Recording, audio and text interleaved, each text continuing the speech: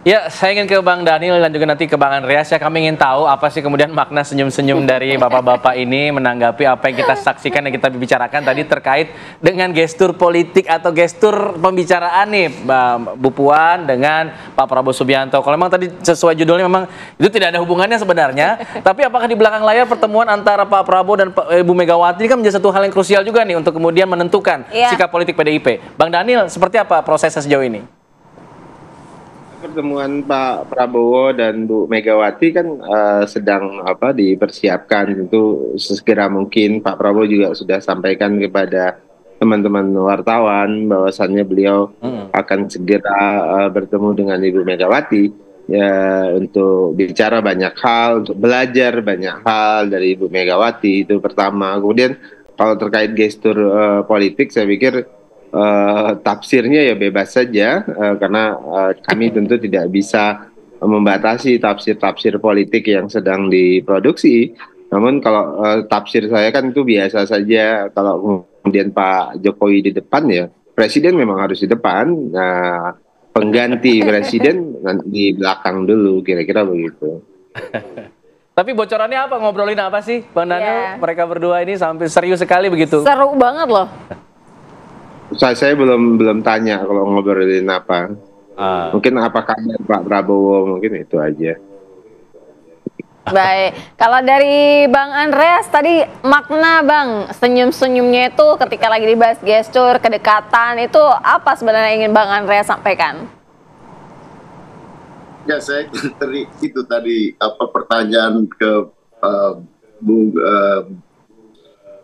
Bang Henry. Pertanyaan soal ini, soal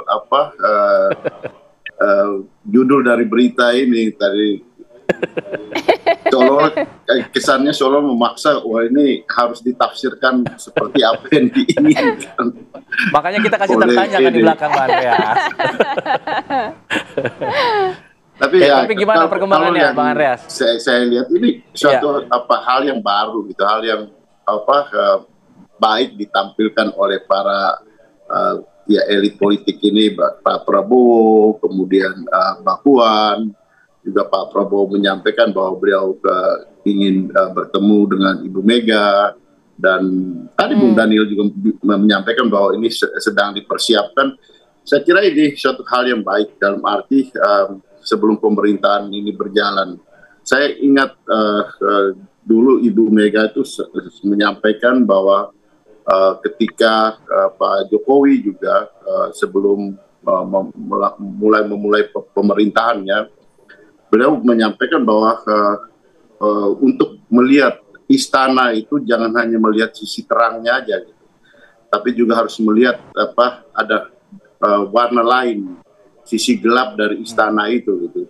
Sehingga itu merupakan suatu nasihat yang menurut saya sangat mempunyai makna yang sangat dalam untuk melihat dalam arti istana ini kan simbol dari kekuasaan kan. Jadi saya kira hal-hal seperti itu antara pemimpin ya Ibu Mega sebagai mantan presiden, sebagai presiden kelima, Pak Prabowo akan melanjutkan pemerintahan ini sebagai presiden ke-8, komunikasi dan saling tukar pikiran itu saya kira penting untuk jalannya suatu pemerintahan yang baik ke depan gitu. Nah, di sini saya kira ya mungkin dalam pertemuan-pertemuan seperti itu dibicarakan hal-hal yang berkaitan dengan ya saling memberikan bertukar informasi yang baik untuk kepentingan bangsa dan negara yang ke depan. Saya kira itu poin-poin yang Andreas, menurut saya pertemuan antara Megawati Soekarno Putri dengan Prabowo Subianto ini sedang dipersiapkan ya. Artinya ketika nanti misalkan sudah akan bertemu dalam waktu dekat, apa saja kira-kira yang akan diperbincangkan jika memang Prabowo Subianto ini, apa yang disampaikan Bang Daniel ini memang ingin merangkul semuanya. Apakah PDI Perjuangan ini akan mau dirangkul atau tetap pada konteks perjuangannya tadi kalau kata Bang Hengsap? Ya, kita ini kan seolah-olah memaksakan melihat bahwa pemerintahan itu seperti harus ada koalisi dan oposisi, seperti di dalam sistem parlementer. Dan menurut saya itu tidak akan terjadi gitu di dalam sistem presidensial dengan multipartai seperti yang sekarang kita praktekkan di Indonesia ini gitu. Dalam arti bahwa sistemnya sendiri pun sudah tidak mendukung untuk adanya pola hubungan relasi pemerintahan seperti yang dimaksudkan dengan koalisi dan oposisi itu gitu. Oleh karena itu dengan sistem pemerintahan presidensial multipartai seperti sekarang ini, ada wilayah-wilayah di mana yang ada di dalam maupun yang ada di luar itu bisa saling memberikan kontrol terhadap proses pemerintahan ini ke depan gitu. Dan itu yang pernah terjadi gitu di dalam pemerintahan Pak SBY. PDI Perjuangan itu ada di luar pemerintahan gitu. Tapi tidak semua hal yang berkaitan dengan pemerintahan Pak SBY itu ditolak oleh PDI Perjuangan. Kita tetap menjadi partai yang ada di luar pemerintahan, menjadi partai pengimbang terhadap proses pemerintahan yang berjalan itu gitu. Jadi saya kira relasi-relasi seperti itu yang kemudian akan terjadi di dalam proses pemerintahan ke depan. Soal ada di dalam atau di luar, saya kira itu ya kalau istilah teman-teman juga itu soal bagi-bagi kue kekuasaan. Saya kira itu bukan juga menjadi target daripada menjalankan suatu pemerintahan yang baik ke depan. Ada di parlemen itu juga adalah bagian dari pemerintahan gitu. Oke, baik. Bang Henry, mungkin bisa ditanggapi apakah memang nanti posisi PDI Perjuangan akan seperti pada saat pemerintahan Pak SBY pada saat itu? Mungkinkah kemudian Pak Prabowo merangkul tanpa harus membawa PDIP ke dalam? Ya, sangat mungkin itu terjadi kan. Yang paling penting kan hubungannya dan komunikasinya dengan PDI Perjuangan baik-baik aja.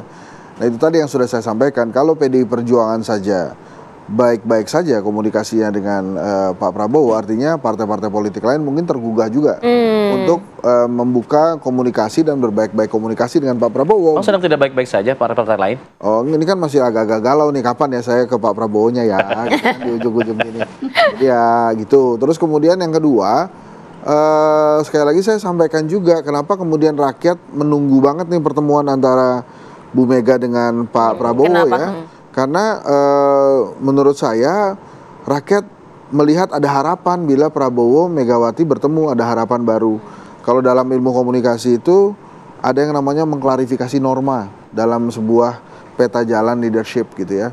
Nah mungkin masyarakat ingin sekali ada perbaikan norma, perbaikan etika seperti yang disampaikan oleh dissenting opinion Hakim MK tuh waktu itu. Ya dengan adanya perbaikan atau klarifikasi norma sehingga demokrasinya bisa lebih baik lagi ke jalur yang tepat. Jadi itulah yang diharapkan oleh masyarakat bila pertemuan Pak Prabowo dan Ibu Mega terjadi. Tapi kan katanya ini tarik-menarik tempat aja gitu ya, bukan lagi tentang makanan. Kalau makanan sudah ditentukan katanya. Tapi kata Mbak Puan, ini tempatnya yang asik akan ya. asik. Iya. Nah, kita akan tunggu di mana. Kita tunggu aja ya. Baik, terima kasih Bang Hensa, terima kasih Bang Daniel, terima kasih Bang Andreas, terima kasih. Terima kasih semuanya. Nanti kita akan berdialog lagi setelah ada pertemuan. Nah. Baik.